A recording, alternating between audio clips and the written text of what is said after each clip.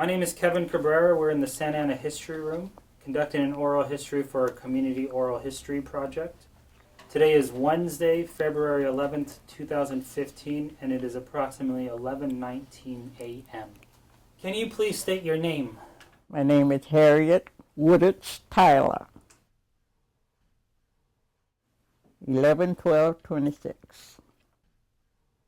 Shreveport, Louisiana. Rosalie Williams. My mom was very easy going, very light-minded, never scolded us. I can't ever remember her whipping any of us, and it was 11 of us. Mm-hmm. And everything and everybody loved my mother. Even after she moved to California, they didn't know her, but they knew of her and they loved her. She was at home with the kids, but not only her kids, everybody's kids. Everybody in the neighborhood loved Mama Rosalie. And they stayed, the parents would go and leave the kids with Mama, and she'd take them to the hospital. She'd take them anywhere they needed to go. She was their parent too. My father wasn't around too much. He worked, and then he left for years. And my mother and my grandmother more or less raised us. Oh, my grandmother was a whipper. And she made everybody mine, and she was very, very religious. Mm-hmm. And she taught us religion and everybody else's. And anyone got out of control, she would whip them. Mm-hmm. And nearly every Friday, we lived about a block from the school. And I don't know why there would always be fights on Fridays. And the kids would be fighting, and my grandmother, someone would mention it to my grandmother. And she always came out, and she had switches about that long, about 4 or 5 of them whipped together. And someone would listen and say, "Here come Miss Stokes." I don't care how bad they were fighting or what they were doing. When they mentioned Miss Stokes, when Grandma got there, wasn't nobody there. I had 2 older brothers than me. And I was the oldest girl. And now I'm the oldest living. You're now the oldest. I had 3 brothers pass and 1 sister. Mm-hmm. And I'm the oldest, and they all look forward to me. Anything go on before they take care of anything, they call and ask me, what do I think about it, or how should it be, or what should it do? Oh, we'd shoot marbles, we'd ride horses, we'd play all type of games, and whatever they did, I did it too. And I don't know whether we call them in Louisiana tom walkers. And they would make them, and we'd walk across the rivers, the waters in them. Oh. And I did that too. Whatever the rest of the friend did, I did it too. Well, it's just like I say, most of the people in Louisiana, black people, always had their own businesses. We had our own segregated schools, which mean the world to me. That's where I got most of my learning. Mm-hmm. And we had our own black churches and our own black. And my uncle had a grocery store. And I lived with my grandmother sometimes that she had a house behind the grocery store, and I would work in the grocery store. Mm-hmm. From a young child up until I came to California.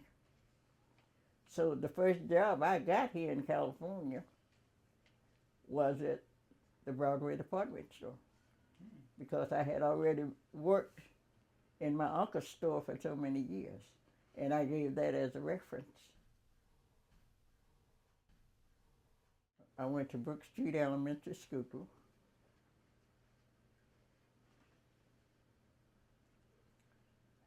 Central Colored High School.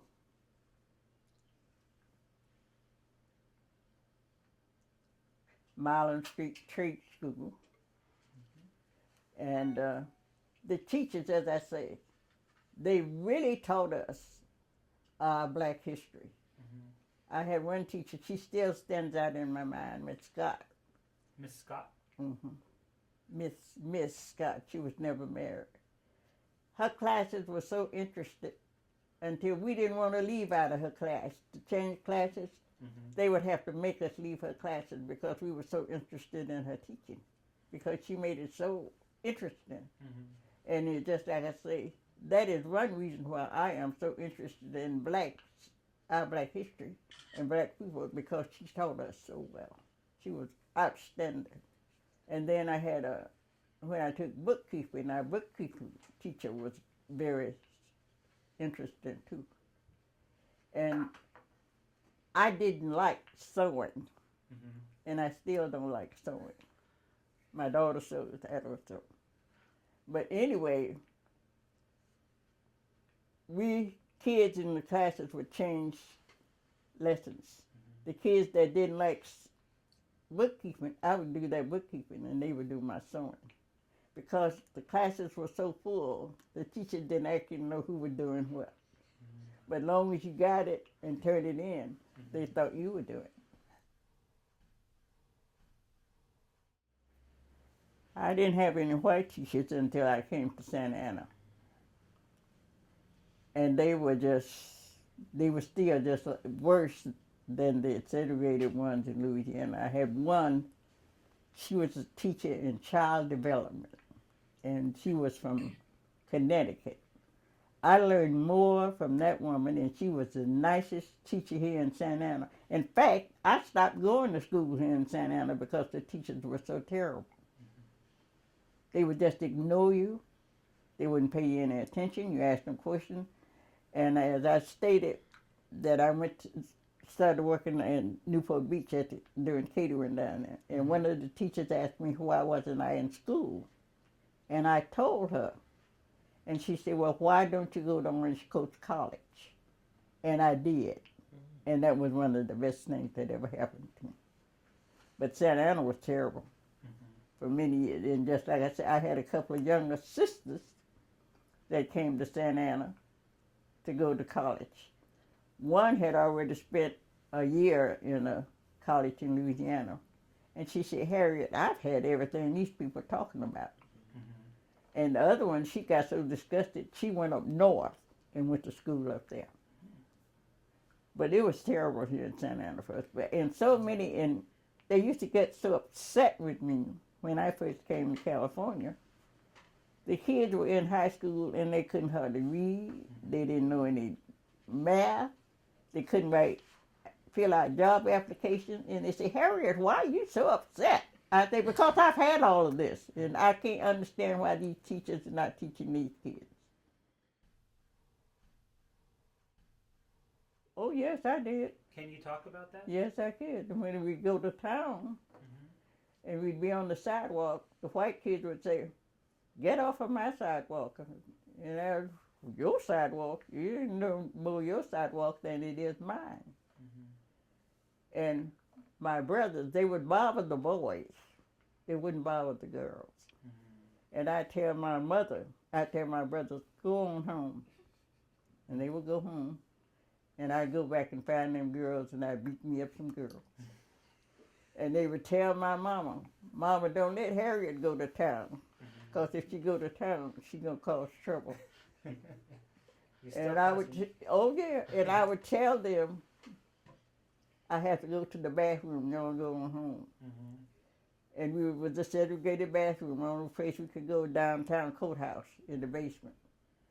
And they would go on home, and I would find those girls, and I would beat them up. She left with 4 young children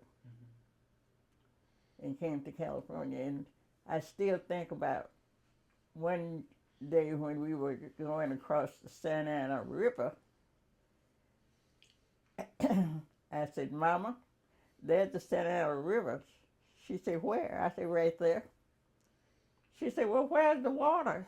I said, there's no water. I said, they play golf, tennis, everything in the river. She said, old as I am, I have never seen a river that didn't have any water. 16. I came to get married, honey.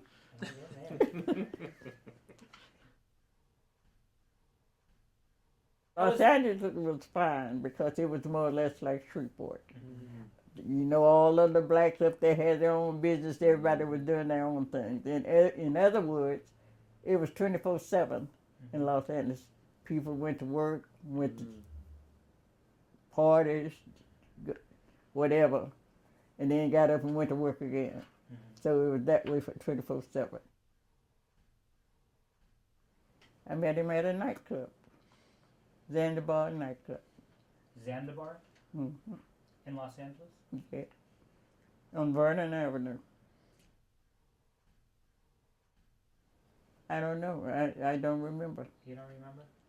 But I know after we married, just like I said, he was one of the most outstanding sportsmen here in Orange County. Just like I say, he was a full letterman. And he said some records here in the 40s wasn't broken until the 60s.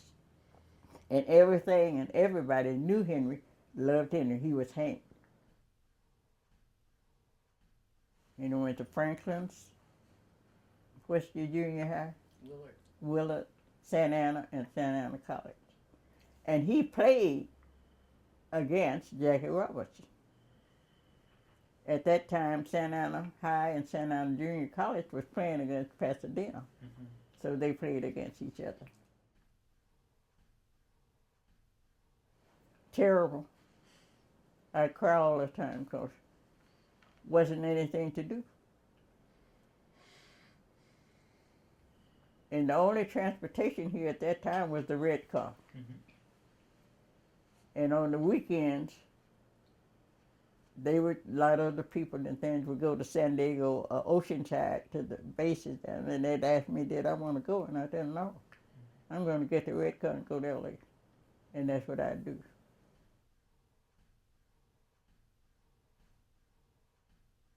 From 1st to 5th. And from Bristol to, what's that street? Artesia. Right, Artesia. That's where we lived. And then I know in the article in the paper, Theo wrote that I lived on Townsend. I never lived on Townsend. Mm-hmm. I went to Townsend to see if we could rent an apartment. Mm-hmm. And they lied and said there were none. Mm-hmm. And a week later, we sent a white couple in, and they had houses galore and apartments galore. And that's when the segregation and the lawsuit started. Mm-hmm. In fact, it started before that. It started on, what's that street? Sullivan. And then the other street. What's that street? Myrtle? Myrtle? No. Myrtle. Yeah. Out on Myrtle Street. And then after that, that's when they started building houses, mm-hmm. what they call now Little Texas. Mm-hmm. And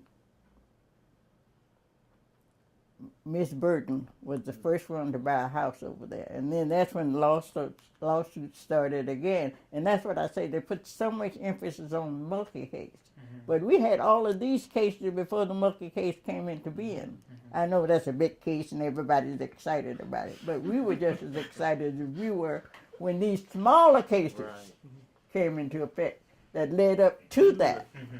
Yeah. You see what I'm saying? So, yeah, and just like I say, we lived from 1st to 5th, and when the Lymans, Lucille and Dan Lyman, bought a house on 7th Street, mm-hmm. oh, we were thrilled. Oh, we were so happy. Oh, you mean to tell me they can buy a house on 7th Street? Mm-hmm. That was exciting to us.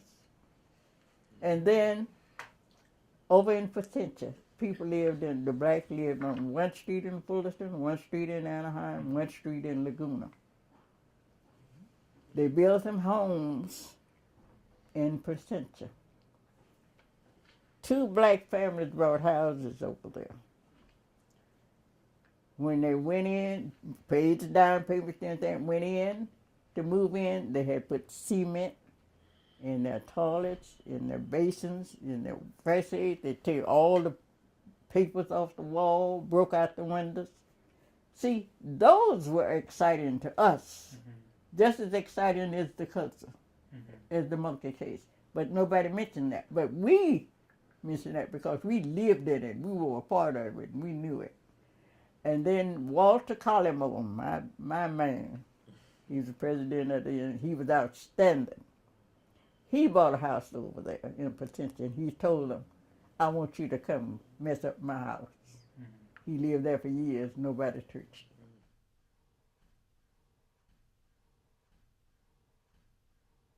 Well, the only thing they would have different services, and we, as members, played a part in the church. In fact, I was one of the original members of the usher board. They never had an usher board in the church. They had choirs and the preachers, but they never had an usher board. They had Sunday school, and then we started Vacation Bible School and stuff like that that a lot of us took part in. It wasn't until World War II ended that when people got out of the service that they started looking for housing, working with the NHCP and other groups in order to get jobs and open up housing and open up for the education. It wasn't until that war ended when all of this started. Well, my experience has been to see people able to live where they couldn't live for many years. I lived in Orange for, 20-some years, and I never thought I'd ever be able to live in Orange. You better get out of Orange before it gets dark. You better get out of Tustin before it gets dark. Garden Grove, all them terrible. And the only time you could be there at night is when you were with a white person. So I've seen some changes. I have seen some changes. And just like I said, I didn't think I'd ever be able to live in the city of Orange, and I did, and I liked it. Very nice. If there's anything else that you'd like to say, Harriet, you can say that this time if we didn't cover anything. I don't think so.